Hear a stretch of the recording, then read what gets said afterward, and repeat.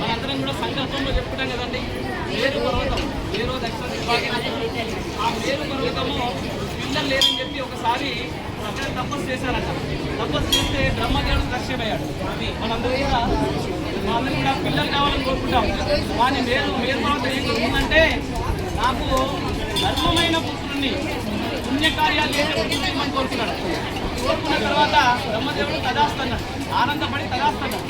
అప్పుడు ఒక పుత్రుడిని ఇచ్చిందండి. ఆ పుత్రుడి యొక్క పేరు భద్రుడు అని చెప్తున్నాడు. ఆయన భద్రుడిని పర్వతం కదండి, మేరు పర్వతం. పర్వతంకి ఏం పుడుతుంది? పర్వతమే పుడుతుంది. సో భద్ర పర్వతం. పర్వతం అంటే అచలము, భద్ర అచలము. ఆయన ఏమయ్యాడు?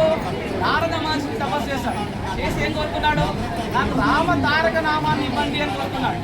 రామ తారక నామాన్ని తపస్సు చేసుకుంటానని చెప్పి తల్లిదండ్రుల దగ్గరికి వెళ్తే తల్లిదండ్రులు చాలా సంతోషపడ్డారు. అప్పుడు ఏమైంది?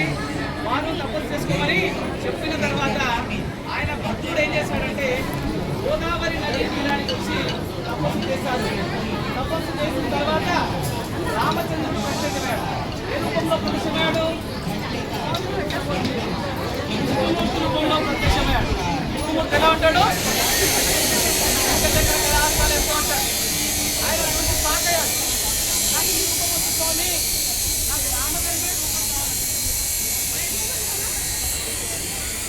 రామచంద్రుడి రూపం కావాలన్నాడు. అంటే స్వామివారు భక్తుడు కోరిక అడిగారు కదండి. అడిగేసరికి కన్ఫ్యూజ్ అయిపోయింది స్వామి. భక్తుని కోరిక తీర్చారని. నేను రామావతారంలో ఎట్లా ఉన్నానని ఊహించుకొని సీతమ్మని గుండె మీద తీసుకొని గుండె మీద కూర్చోబెట్టి లక్ష్మణుడిని, ఆదిశేషుడిలో ఉన్న లక్ష్మణుని ఇంటి పెట్టాడు. లక్ష్మణుడు ఎటువైపు ఉండాలి?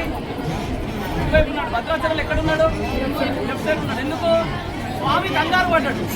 స్వామికి శంఖ చక్ర గదాస్తలు ఎటుంటాయి? శంఖం ఎటుంటుంది? శంఖము రైట్ ఉంటుంది. చక్రము శంఖం లెఫ్ట్ ఉంటుంది, చక్రం రైట్ ఉంటుంది.